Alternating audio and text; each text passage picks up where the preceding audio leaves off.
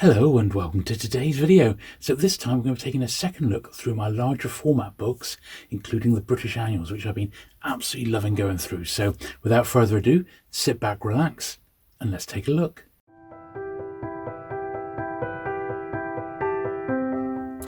Okay then, so I've pulled out the next batch of 10 Blue Peter Annuals. Now, these aren't anything like as poor condition as my earlier ones are, so I don't foresee these taking too much time.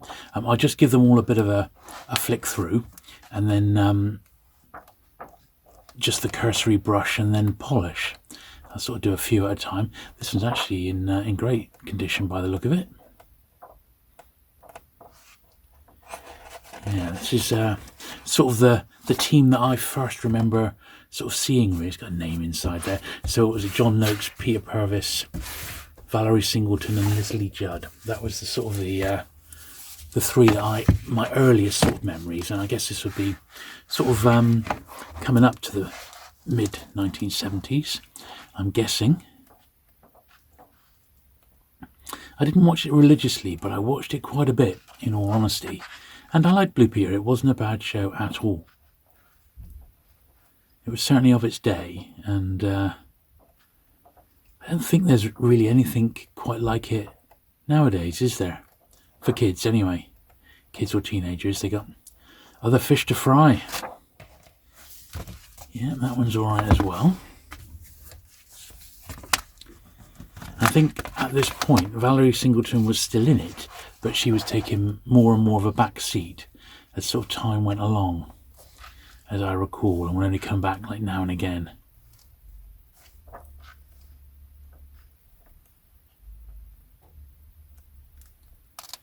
But yeah, these seem actually pretty good nick.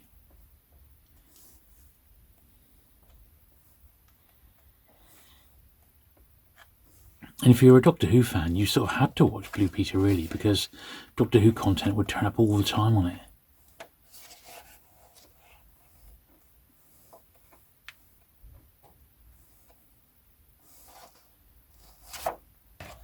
Yeah, these are all okay. So we'll do a little run of about 5. Then I'll give them a brush down and a polish as we go.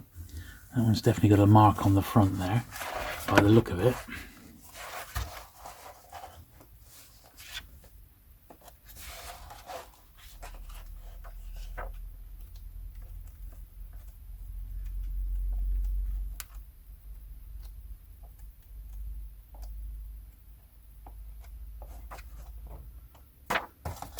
Yeah, not too bad. This is number 15 now.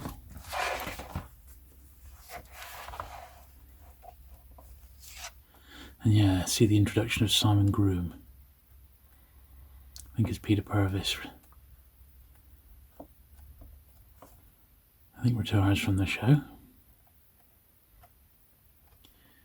Yeah, so Peter Purves is retired. Well, he does retire, and Simon Groom comes along. I think Peter Purves he took over the mantle of covering crufts.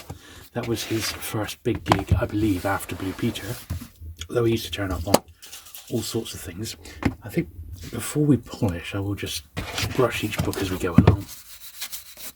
But these later ones, obviously, they're not in such bad condition as my earlier ones, which, had a few faults, that's for certain.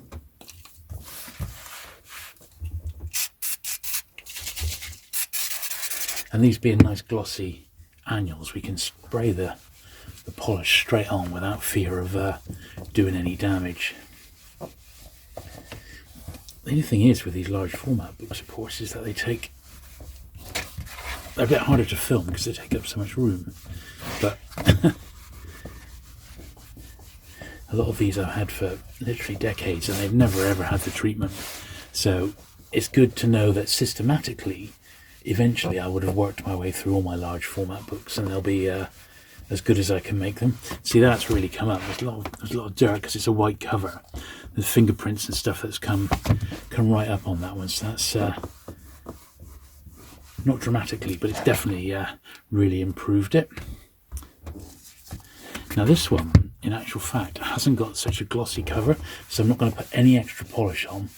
I'm just going to lightly put my already slightly damp cloth upon it. For some reason, this particular annual isn't laminated, so bear that in mind. If you're doing this with your own annuals, this one will stand out a mile.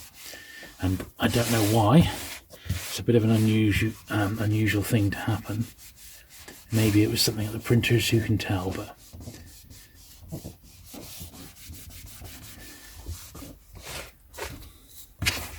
for some reason that one wasn't laminated. It's a bit more old-fashioned, like the 60s books. Number 13 here, so these are back to being laminated again, more like a traditional British annual, you know. Now, these large format books are actually kept sort of in the office where my wife works sometimes. She's a teacher, and thankfully they're quite easy to get to, at least now that they've all been sort of sorted, and I've got some decent shelving in there. So but the only problem is the shelving isn't quite uniform, and some of these books are not uniform either. So because they're different sizes, the books tend to be, they're sort of A to Z, but they also are, some of them are sorted by size and height rather than strictly A to Z, you know. So because of that, they're slightly all over the place, but we'll just still sort of deal with these as they come along. They don't have to be shown on here in strict order or anything like that. The main thing is I won't double up. I just want to make sure that everything gets the cleaning treatment. That is the main thing. This is the one with that stain on the front there, which I'm pretty sure will come up quite easily. I saw Peter Purvis, he's still around. John Noakes is gone now, Leslie Judd's still around, but Peter Purvis celebrated his 83rd birthday this week as we film this video, and he's still in touch with the Doctor Who community, because of course before Blue Peter he was for about a year a Doctor Who companion with William Hartnell. Appeared in a lot of classic black and white stories. Played the character Stephen.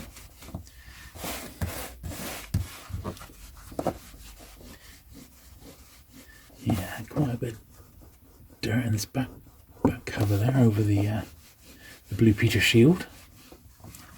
There we are. So, still got a bit of, don't know what that is. It's like something's been spilt on it, possibly. So I'm going to give it a bit more of a buffing. See if that does the trick. Like a splash of something. Oh, there we are. I think we've got it. There we are. That's nice and clean now.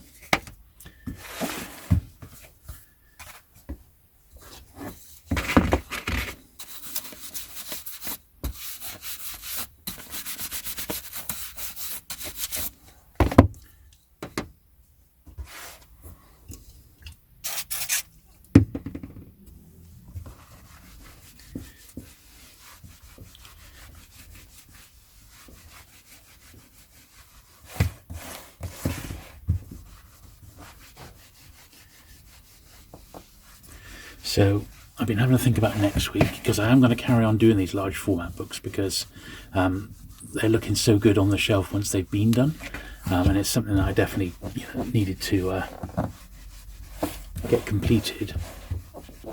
But next week it'll be the turn of some more great pans, because the Pan and Penguins are just such a big job. I need to be doing one of those sort of every week, really.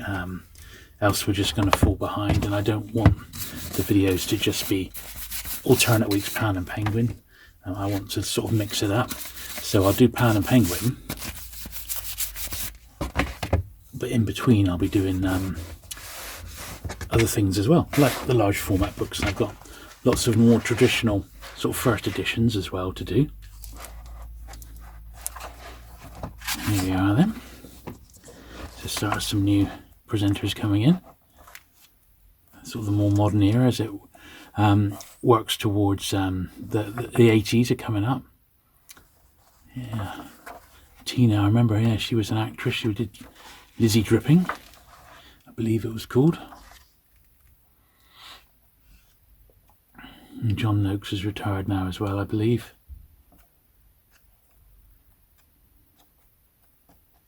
So yeah, into the 1970s, bringing in the 80s, and Leslie Judd is like the old timer, soon to be replaced.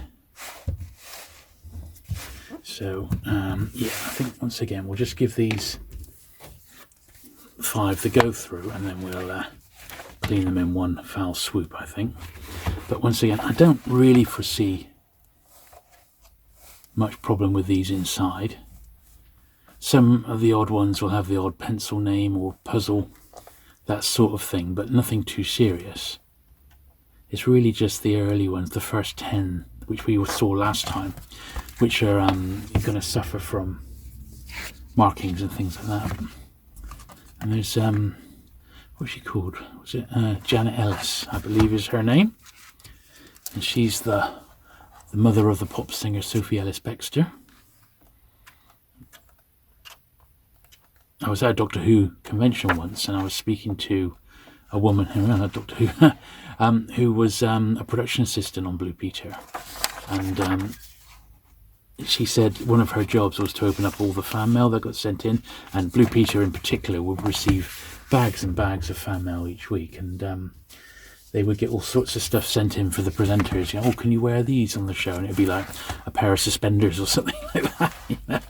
So she said that all got censored before any of the genuine fan mail was passed on to the actual presenters, and they usually just, you know, send out a signed picture, that sort of thing.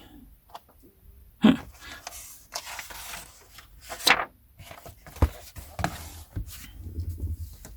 here we are, number 20. This will be the last one we see today. 25 years of Blue Peter. There we are. That's quite nice, isn't it? All the way back to book number 1. So, pretty cool. And it's interesting to know that these were not books that were produced by like world distributors or one of the more common or familiar names. These were produced in-house by the BBC, and the content was put together by like Biddy Baxter and Edward Barnes devised and wrote the Blue Peter book. And that's really, I think, important because they put their own sort of stamp on this, and I think they probably ensured that it remained educational, really, and there wasn't any rubbish in here, if that makes sense. No fluff. It was all sort of good content.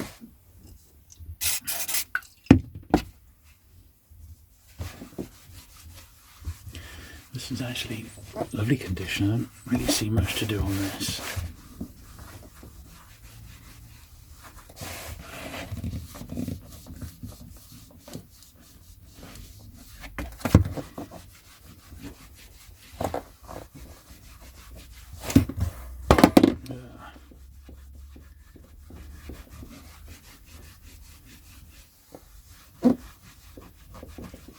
Now, one thing I have noticed, and it's sadly not a great thing, there's been a little change on YouTube of late, and I'm not sure how many of you are aware, but YouTube do something called YouTube Premium, and with YouTube Premium you're able to sort of play videos in the background. So if you just like to listen to these videos rather than watch them, you could play them in the background on a computer, for example, whilst doing other things. But now that video will only play if it's on a window that's actually being looked at, sort of a window that's on display, a computer window. This is because YouTube do something called YouTube Premium, where they allow you to like listen to videos for the sound without having a picture on. And unfortunately, this came in about a month ago, and it has dramatically affected the views on my channel. So the views haven't been so great on this, and it's simply for that reason, is that people can't listen to them on their computers in the background while they're doing other things, which is a bit of a shame. So my views are pretty much halved on this channel. So it's a shame. I mean, I am going to carry on doing it, of course. It's just, it does, it's a bit disheartening in all honesty, you know, because not many people like or want to pay YouTube a premium for a service which is basically free. I know they need to make money, but they are advertiser led, So you'd think that the adverts would be paying for that privilege, but it seems, at the moment at least, this is what Google wants. So you can't just play a video in the background and do something else, which is a real shame, because that has affected my channel for the people who just like to listen to these videos rather than watch them, which is a real shame. So I'm not sure what's going to happen with regards to that. Obviously I don't want to stop making the videos, and I never did this channel for the money. I only created this channel for the fun, really. And I thought, well, I'm going to be doing this, I'm going to be cleaning all my books anyway, so I thought, well, I might as well just have a separate channel for people who like to watch my cleaning videos. But if necessary, I will knock this on the head if it gets too bad, if I'm just not getting the views, and I'll move them all over to my main channel, which is much more established, for example, and I'll put them out on there. But it's not something I really want to do, but they may be less frequent, so I may not do one a week. I shall do one when I've got time, because they are time-consuming videos, these. Generally speaking, they all end up about an hour long, sometimes longer, sometimes a little bit less, and they take quite a bit of work. It's not like something I'm knocking up in 5 minutes, because I'm just not. So we'll have to wait and see. That the jury is out. As I say, I'm still going to carry on systematically going through my collection. I'm not going to stop at all, but it may be that because of this change in YouTube, and they have been known to change their minds and go back, I might be forced to put them onto my other channel, just so that they get the views, which make it worth devoting the time to do it. That's basically it. So watch this space. I'd like to keep it all under the one roof, because I've spent a long time building this channel up, over a year in fact, and I don't want to just sunset it straight away, but at the same time, if there's been a change in YouTube and people now can't enjoy listening to the videos, then I don't know really what I can do. I won't be releasing them as a podcast, because it's just too crowded a market, unfortunately. So they won't go away completely, but if I do stop on this channel, obviously I'll let you know, and I shall just start cross-posting them on my main channel until they eventually stop here. So we'll have a look. That may be something that happens, so I'll keep you posted, of course. So anyway, there it is, the first 10 Blue Peters. So that's them out of the way, which is good stuff. Now I've got a real mixture of other stuff for you now, which well, I hope you're going to enjoy. And we're going to start off with Fawlty Towers. Now, Fawlty Towers has just been announced as coming back. John Cleese is going to come back and revive it, with Basil Fawlty there as an old guy running I think a guest house with his daughter. I think that's how it's going to be, and they're going to use John Cleese's actual daughter in real life. I don't think anybody else is going to be involved in it. So Prunella Scales doesn't act anymore.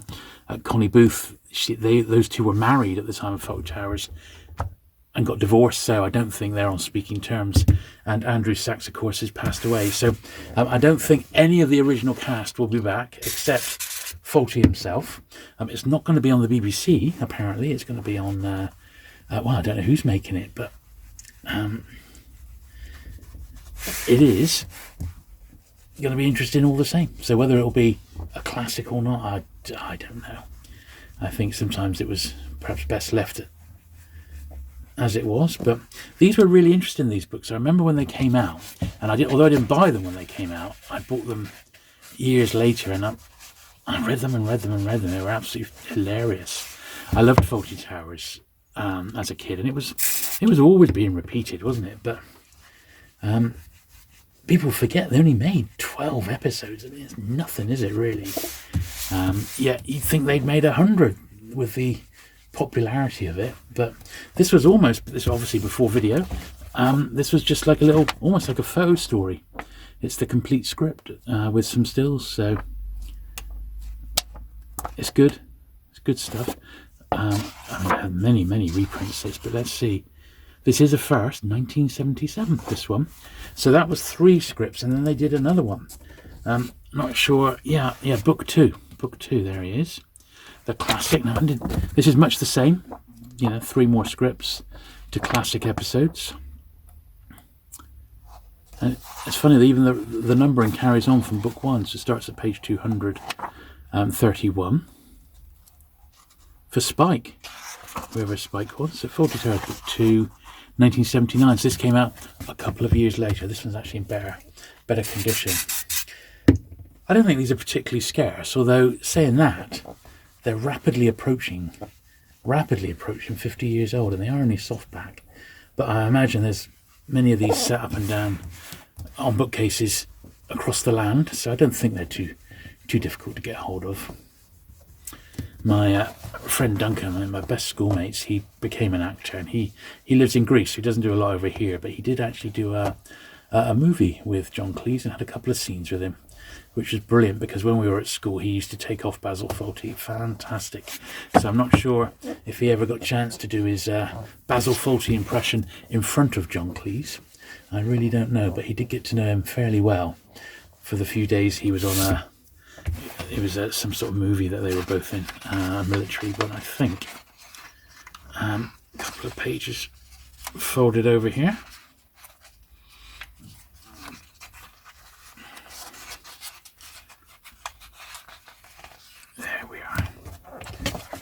Lovely. Now, these are one of the books I got. I haven't even picked this up in a long time. Gangster movies. So I think this is going to be worth having a look through. So to me, that looks like Popeye Doyle from The French Connection, and what a great movie that was. And that is Warren Beatty, isn't it? Is that Bonnie and Clyde? I don't know. But yeah, I remember this being a pretty good book, and one of those ones that I was really pleased to get at the time. But I've had it a long old while. I think I've got the horror one. Yeah, in fact, we've got the horror one to look at. I've just had a look. So the same one in the same series. There's a Godfather there, so it's got some classic stuff, isn't it? I'll get Carter, that was, wasn't it? Yeah, some good stuff in here. Dirty Harry. Lots of favourites. I don't think there's going to be any writing in this. It's not like a youngster's book, but what a great book, eh? Certainly for all these great stills. Yeah, good stuff. Might be a few that you may not have heard of.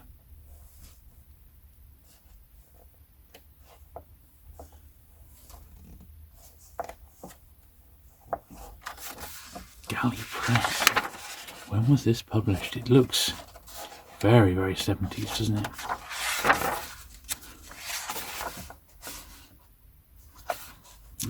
Don't tell me there's no printing date. That would be a shame, wouldn't it? Sometimes they do get stuck at the back on these sorts of books, occasionally. Yeah, here we are. 1979, Galley Press. Mandarin. 1979, eh? Well, it's in nice condition, that one. So I'll just do that top edge there. I think this was just from a boot sale or something like that, you know.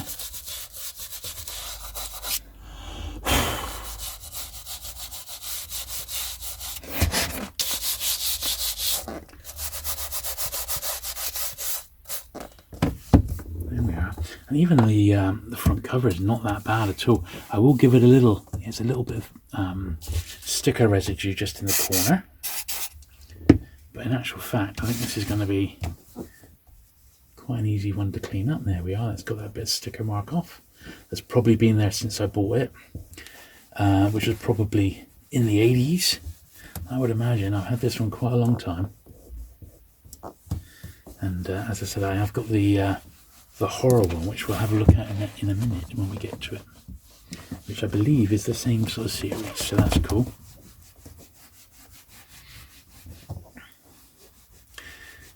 I do like my movies, and I think I was more into the movies when I was growing up, because I used to go to the cinema as much as I possibly could, and I don't know, I just loved the cinema. It was always something that fascinated me, and just entertainment in general, so books, cinema, TV, all those things. It was just what I was completely into. There we go. And that's never really left, in all honesty. You know, I've always had that sort of fascination. So we've got a couple of Girl from Uncle annuals. I'm not sure which one is which, but we'll give them the flick through first. So this was, of course, a spin-off from The Man from Uncle, The Girl from Uncle. And it's Stephanie Powers in the leading role. She went on to be in Heart to Heart, of course. And these large format books were only ever published in Britain, so they are exclusives, and there's at least one exclusive paperback, possibly two, that only got published over here. There we are, so that's all right. That's 1968, this one. Let's give it the top edge. So once again, something like this I've had since I was a kid, pretty much, or a teenager, and it's never been cleaned. You see the spines caught a bit of sun there over the years. It may have been sun before I even got my hands on it, in all honesty. But back when I was sort of collecting this sort of stuff, I was less picky than I am today. You know, less a discerning collector. And nowadays, because space is at a premium, you know, you just want to really keep the creme de la creme. But sometimes, you know, I've got all the other British Uncle books, except some of the, you know, the scarce, like colouring books and things like that. The actual annuals and things and storybooks, I've got them all. And I wouldn't want to be without these Girl from Uncle ones, even if the series was not, you know, not something I'd be watching all the time or anything like that. I have, however, been enjoying some Avengers recently. They're now all on British streaming service BritBox. So they've been pretty good fun to watch a few of them and see the guest stars turning up, of which there are many, as you can imagine. Here we are. Quite a mark on the back there. I'm wondering if it's going to come up. Yeah, now a little tip here. You see that little mark there? It's too stubborn for my duster. So one thing you can do, just get a little bit of spit, just dab it on like that. It's a bit grim, I understand. Then get your soft rubber. In actual fact, a hard rubber is a little bit better on this. And then you can give it a rub like this, and hopefully it will lift it up. It's also quite a good way of getting it off books which aren't laminated marks by doing this exact technique.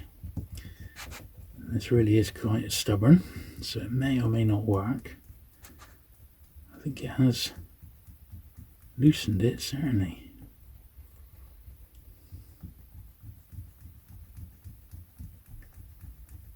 Don't know what it was. It's definitely coming off. Using up quite a bit of rubber. I think if I had a harder rubber with this particular one, it would have got this mark up a bit easier, but if you have a look at that now, it's definitely better. So if I give it another polish, get rid of the rubber bits. Well, it didn't get off completely, but it didn't do bad. And that is a little technique that you can employ with these sort of annuals. If you get a stubborn mark like that. Now here's the second Uncle annual, Girl from Uncle. And this one, I would assume, is much harder to get because it's got that deep black cover. Really, really nice. And the black and white shoes there.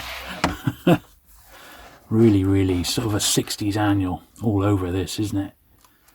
And this was a time when world distributors were really flying high and their annuals were pretty good. This has got a nice mixture of stories, comic book strips, probably from Gold Key, and some features as well.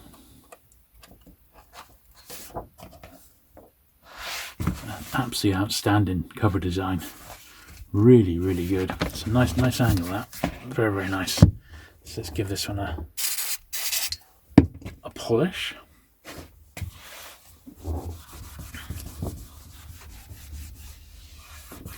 But I used to have so many British annuals, and I did have several cullings over the years just because I was so into collecting them, and they took up so much room.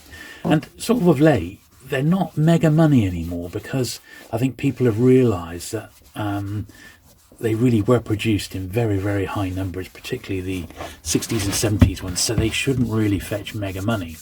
But there's still some great ones that I wouldn't mind getting back, that I had. So I'm still after. So if anyone's got these, give me a shout. But I only want them in absolutely pristine condition. So it's the Mr. Ben annual, the Beatles' Yellow Submarine book.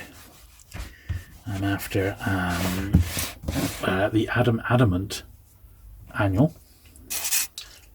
The Adamant one I wouldn't mind getting back, which I had and just got rid of. So I definitely want those off the top of my head, if anyone's got them hanging around. But in a lot of cases, the books aren't that difficult to get. I mean, they're really not.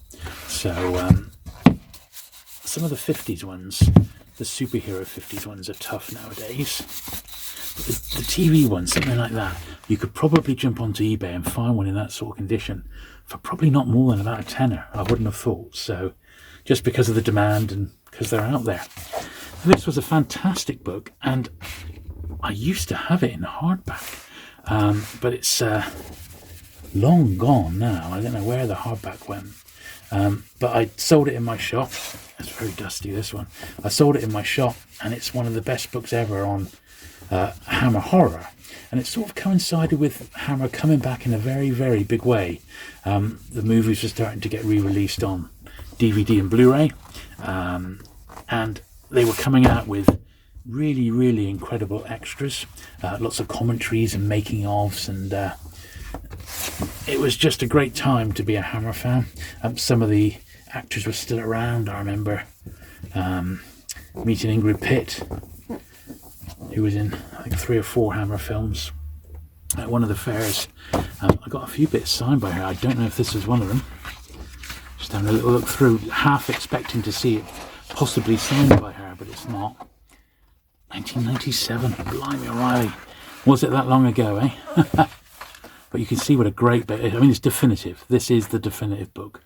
But the hardback's very, very scarce to get now, and sadly, I've not got that.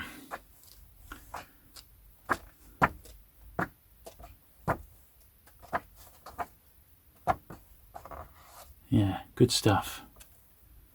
I really, really enjoy Hammer. Anyway, that's the first sort of half of these done.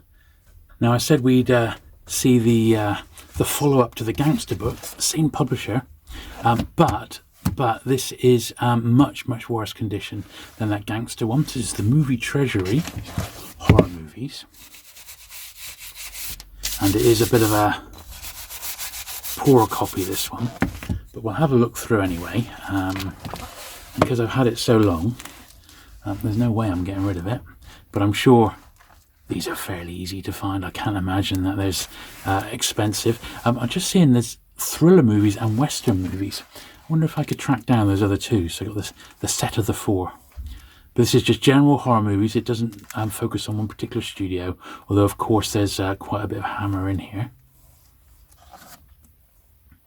But there was lots of other horror producers.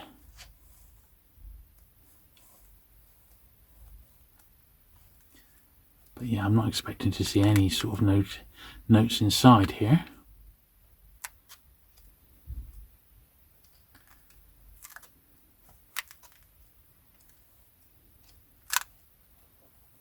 Yeah. Good stuff. Lovely, so we'll give that one, got a bit of a wear at the top of the spine there, which I don't think, yeah, we could put the tiniest bit of glue in there. It may actually help just to keep that in place. So I'm just going to get the smallest slither, like that.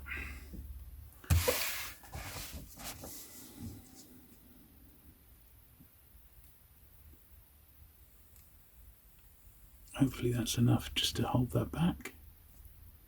Yeah, there we are. That should stop that bit getting any worse.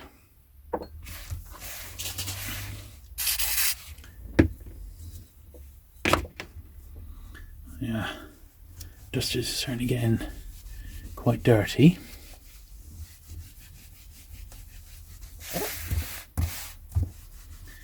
It'd be nice to get a slightly better condition on one of this, but I seem to remember, really poring over this one when I was a youngster and really loving it. And back when I started watching horror movies, thankfully, in the UK, BBC Two used to put on a horror double bill on a Saturday night, and it would start at about 10 and finish at about 2 in the morning. And I desperately try to stay up for the second one. I never ever manage it. And that's probably why I had a few nightmares as a kid. I'm guessing. Right. Now this one is the biggest book we're going to see today, and I remember buying this. So this was in New York. I bought this one. And I remember in the UK it was published by Virgin, and over there Abrams. Now my copy's got a faded spine, but it was $12, and I bought it from the Strand bookstore. And this is the complete book of MASH. It's exactly what it says it is, and it's a great overview of the great TV show. If you've ever seen MASH, it's one of my favourites. I really enjoy it. Sadly, the cast has started to pass away now after all these years. It was huge in its day and highly enjoyable to watch today. I still think it's great stuff. And this was the best book ever published on the series. So if you're a fan, it's the one to get. This is a book club edition, I see, so there you go. But as I said, in the UK it was published by Virgin, and that really is a scarce book to find. It was even hard to find at the time, and I never did. So I ended up buying one because I'd been after it for so long and couldn't find it in Britain. When I found one over in New York, I didn't hesitate to buy it, even though it's a massive weight. I would have put this in my suitcase one of the times I went over there and brought it back, and I'm glad I did. On the very last episode there, which did attract a rather large audience, even in the UK.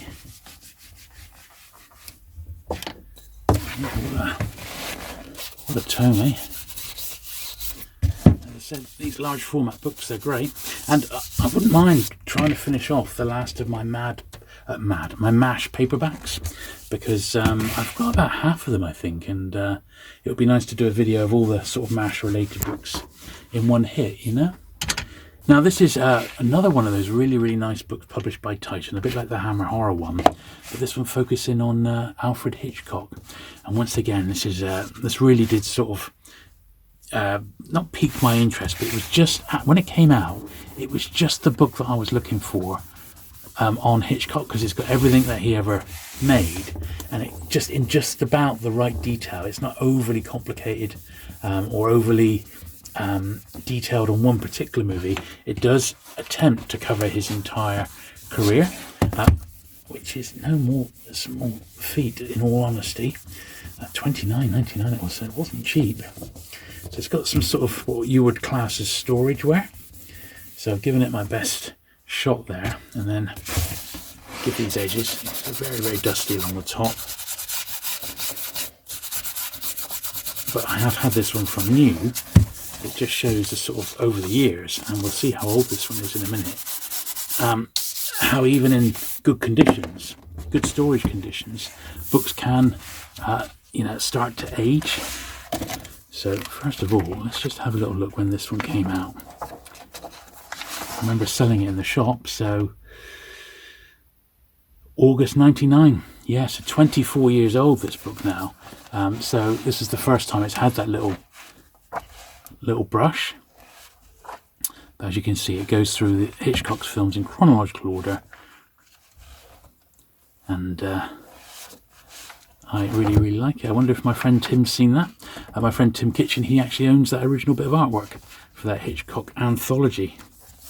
He's a big pan collector, and I've seen that artwork in his office. How cool was that? Anyway, you can see what it's like. Superb, eh?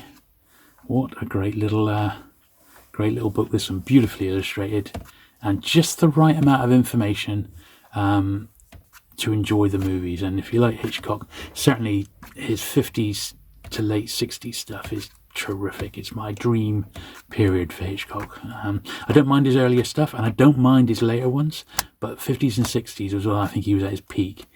and they're the ones I can watch again and again. And I try not to overdo it with Hitchcock, because you get too familiar with the stories, and you remember all the little nuances, whereas if you watch them now and again, inevitably you're going to forget stuff, and it makes them all the more enjoyable.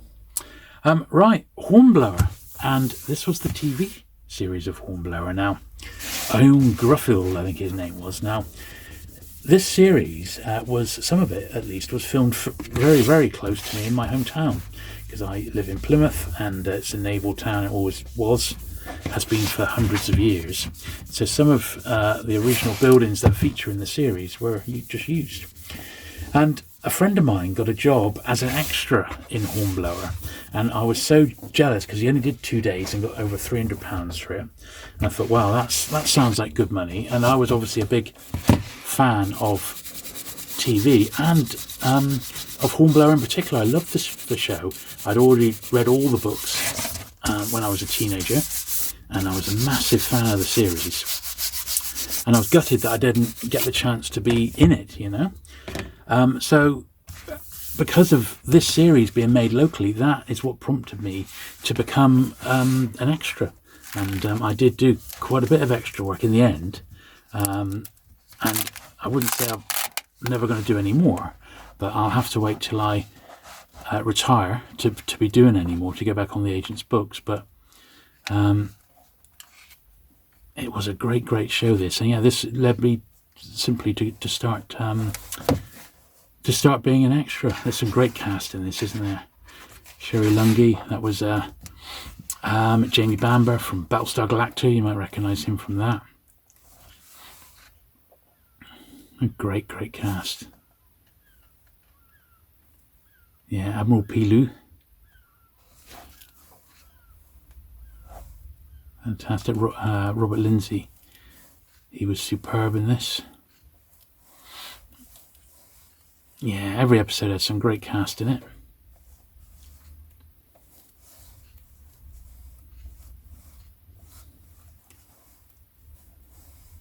I would have really liked to have been in on this one, but sadly it was not to be.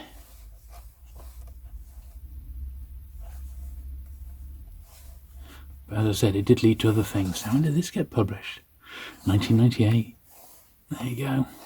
And what a shame that it sort of ran out of steam. They did 8 shows in the end, and they didn't actually finish the series off. The thing was, some of the later books, Hornblower eventually rises right through the ranks and becomes a lord.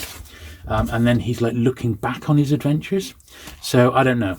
I think they should have run the gauntlet and finished them off personally, but I guess they just ran out of money. I'm not sure. Anyway, a couple of books on one of my favourite comedians, Tony Hancock, Hancock's Half Hour. So we'll look at those next. Okay then, so this one has got a little sticker mark on there, which I'm sure we'll be able to get off. There aren't that many books on Hancock, and when I see them, if it's one I haven't got, I will pick them up, particularly if they're sort of vintage. So I've got maybe 2 or 3 paperbacks, and I've got just a couple of hardbacks here, larger format books. This is just a couple of scripts. When was this published? 1974. There we are. So yeah, big Hancock fan. One of the missing radio shows was found just recently, which was fantastic. It was a really early one, which featured Peter Sellers. Kenneth Williams couldn't make it that day, and he was down to play it, so Peter Sellers stepped in. It's a really great one. The Marriage Bureau, it's called. It's a really early one. So that was fantastic to listen to. It's on the BBC iPlayer if you are in the UK.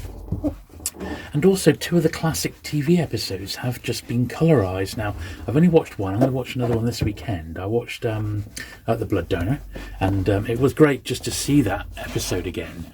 But it was quite strange watching it in colour. It really was. The other one they've done is 12 Angry Men, so I'm going to watch that one this week. And then there's a documentary that went with it as well, and I shall report back. But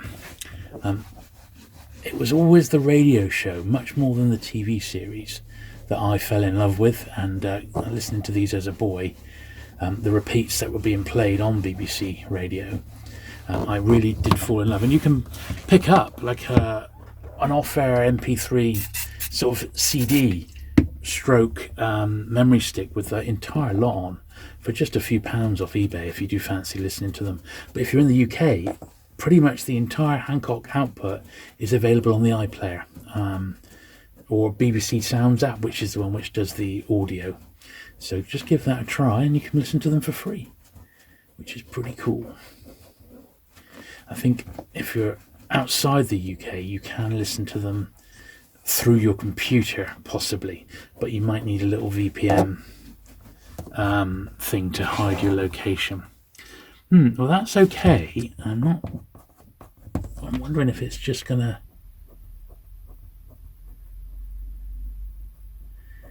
Yeah, it's that mark isn't it? That sticker mark's not coming off as well as I thought it would have. It's being quite stubborn.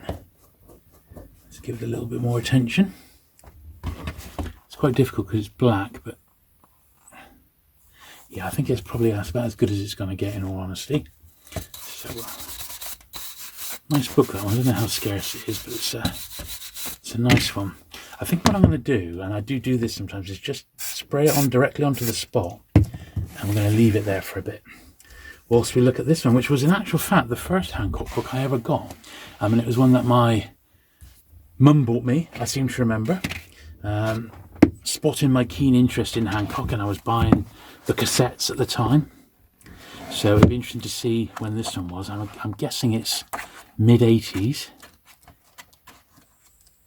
This was a great one, I remember as well. Oh, there's a little clipping on Hancock there. The sort of thing I would used to do.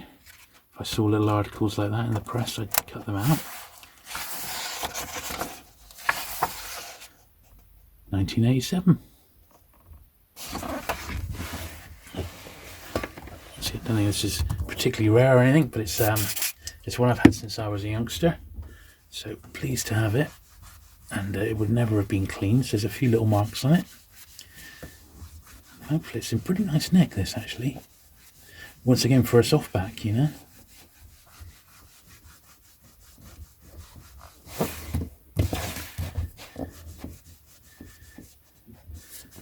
Of the radio episodes, one of my all-time favourites is The Americans Hit Town, which is sort of set in the 50s. I really, really like that one.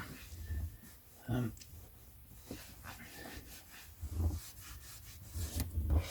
the Americans invade East Chin. Not actually invade, but they're there, you know, sort of peacekeeping duties.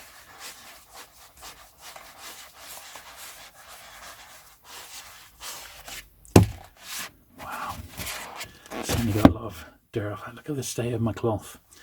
And we've still got quite a bit to get through, so I'm going to start working on a different edge of this cloth now, so that we don't,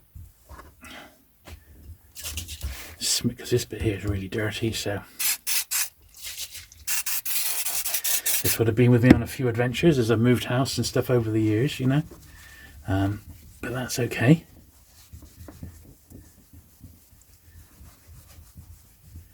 That's it. This was mine right from when I was a youngster. Quite a difference that's made there.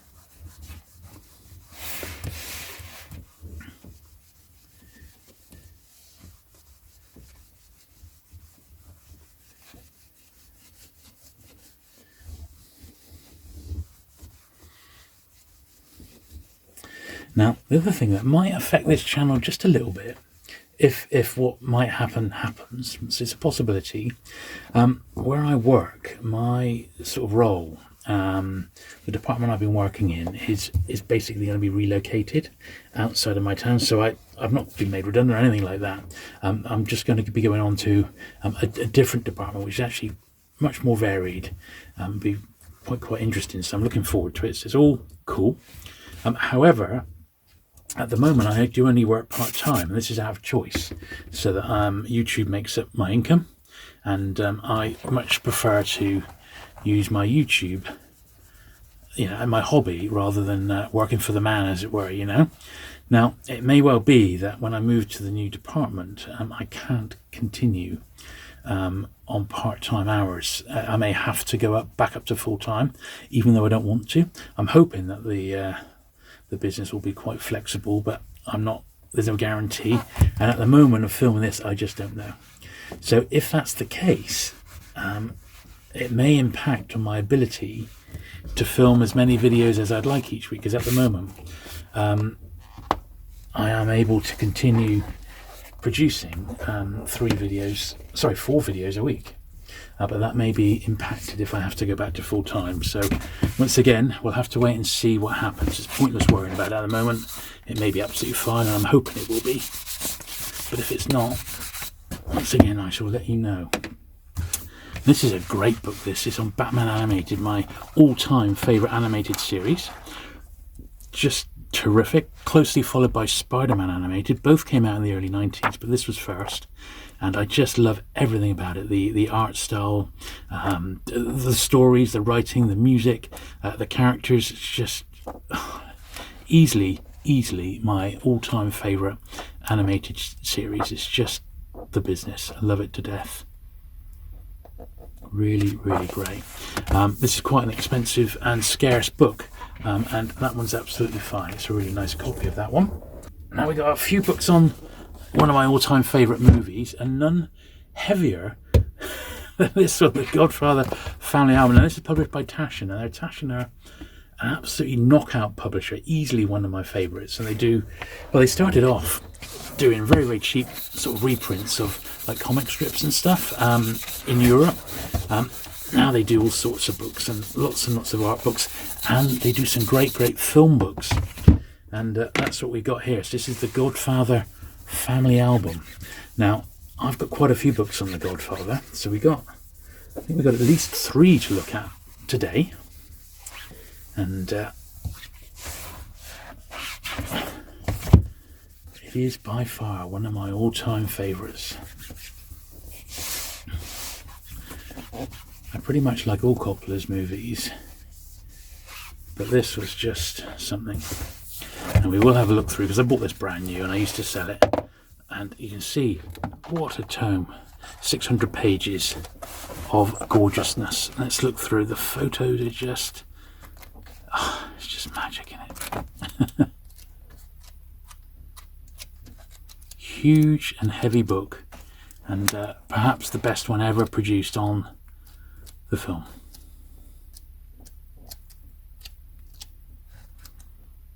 It's just brilliant, isn't it?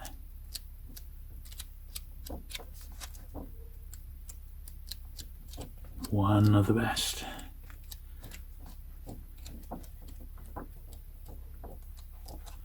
Even just like the wedding sequence at the start is mesmerising. I love it. It's a great book, and not that old. I mean, I think maybe 10 years old now. I'm sure you can get this quite easily. Now I need to make a little bit of room before I can get the last few out, so I'm just going to pause there. Okay then, so The Godfather book, Peter Cowie. Now this was published by Faber, and I've got quite a few books in the Faber sort of film series. They got a bit of a reputation for it, but most of them are much smaller sort of script books, which we'll see in good time.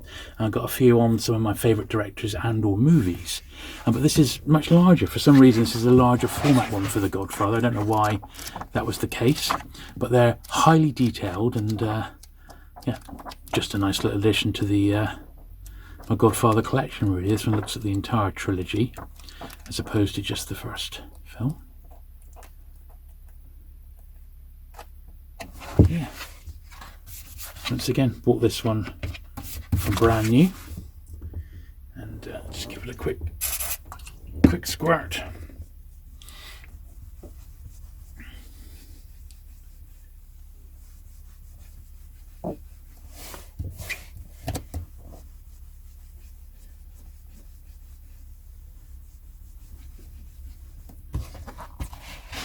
So I have been tempted to pull all my Godfather bits and pieces together and do a dedicated video on it. Now I think I've just about got enough Godfather related stuff to pull into a video. I think maybe not that long a video, so I might combine it with The Godfather and Dirty Harry. I think combined for both sort of movie franchises, I'll have enough to show. So look out for that one on my main channel at some point this year. It's definitely coming along, that one. And this is the last one in this format we're looking at anyway. Godfather Legacy. This is an American one. Harlan Debo. The untold story of the making of the classic Godfather trilogy, including never before seen production stills. It's funny, I pretty much got rid of most of my physical media. I kept a couple of boxes of my favourite Blu-rays and DVDs, stuff that's signed and things like that, which once again I ought to dig out and feature on the channel really. But one of the sets I never would get rid of is the Godfather Blu-ray set, because it's just so good, and the commentaries are knockout. Full commentaries by Coppola. So this one was published in '97 again. I don't know what was significant. Oh, well, 25 years, wasn't it? Yeah, that's what it was. It was 25 years since in '97 when the original trilogy came out. Whereas last year was 50 years of The Godfather. So I would imagine there was a few books published last year on it, but certainly Paramount Plus, the streaming channel, did the Godfather TV series. It was called The Offer, and it was a 10-part series focusing on their producer Al Rudy. And Al Rudy came as like an advertising executive. He was the guy who created Hogan's Heroes in America, and he, on the success of that, he had no experience in TV or anything like that or movies, but he created Hogan's Heroes, and then somehow he was given the green light to produce The Godfather, and he found Coppola, who really hadn't done a lot up until that point, and paired him up with Mario Puzo. The book became a bestseller, and they produced one of the greatest movies ever, and the second one equally so. But the first is my favourite of all three, and wow, great, isn't it? Oh, good stuff. Right, now for something completely different. Shooting Stars. Who remembers Shooting Stars? So this was Vic Reeves and Bob Mortimer, a very quirky BBC comedy. And this was the Shooting Stars book, one of those crazy Christmas books that would get published back in the day when the Christmas humour market was a thing. I don't think it is these days. So when did this get published? Dear, oh dear. 1996.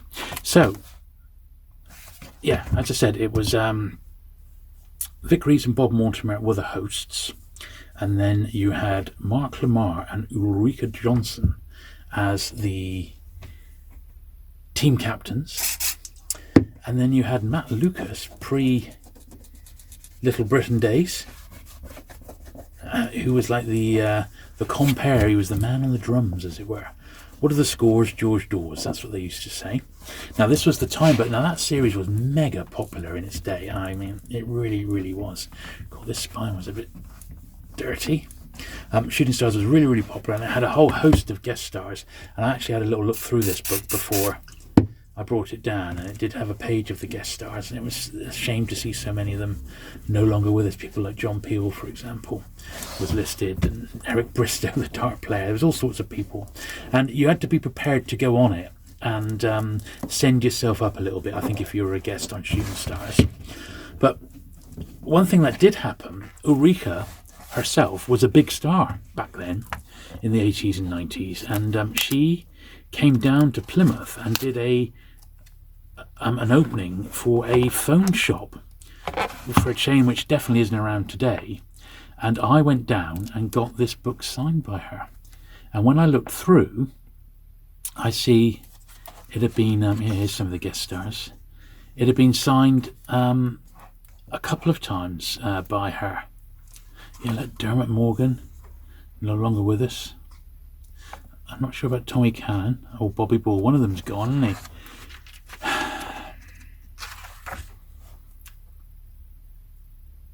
Look how young they are. Anyway, yeah, got Ulrika to sign it there. And she did sign it twice, in fact, for some reason. She actually signed this one. Yeah, she signed it there as well. And she was down, as I said, promoting a phone shop, the Pocket Phone Shop, whatever that is. Look, to Jules, she spelt my name wrong. I'll let her off this once. But she was quite fun to me. And when I said, "Oh, can you sign that page with you as the gorilla?" she sort of groaned a bit like, "Oh, God." Right, almost there. And this is The Good Life. Who remembers The Good Life? So I love these sorts of books. There's a couple of Good Life Time paperbacks which I used to have, which sadly I don't. So I'm going to try and track those down. And I noticed, look, it had my old shop sticker on, Purple Haze, which was quite fun. So I've left that on there as a bit of nostalgia. But this was sort of behind the scenes with a guide to, I think there was 4 seasons of The Good Life plus a few specials. Quite a nice little book. I had that bought for me as a present, I remember at the time, and happy to see she bought it from my store, so that was good news, wasn't it? Yeah, quite a nice, quite a good series, that Good Life.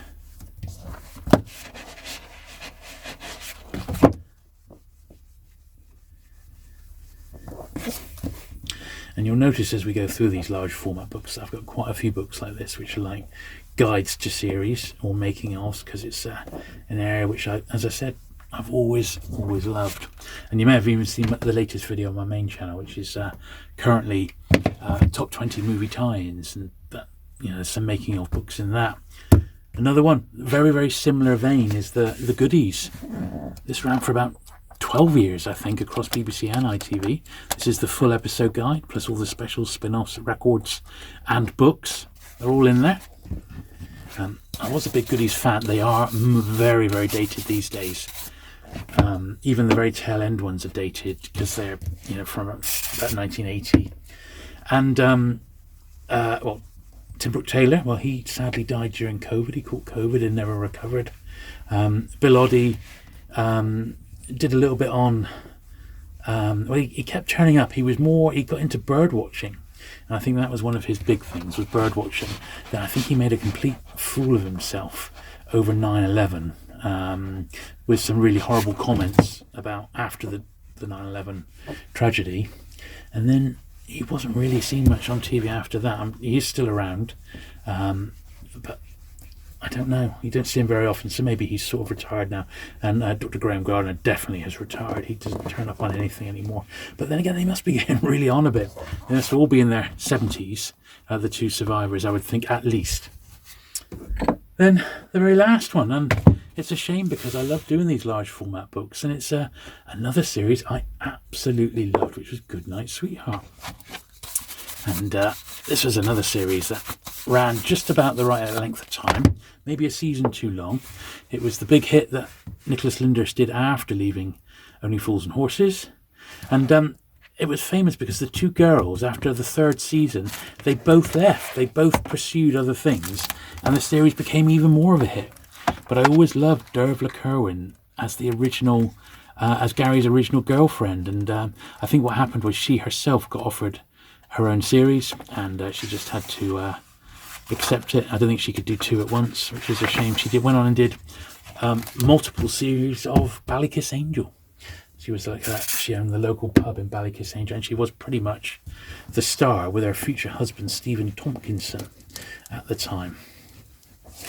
She was in Doctor Who special just a few years back, about, I don't know, I say a few years, probably about 10 years ago. She was in Doctor Who.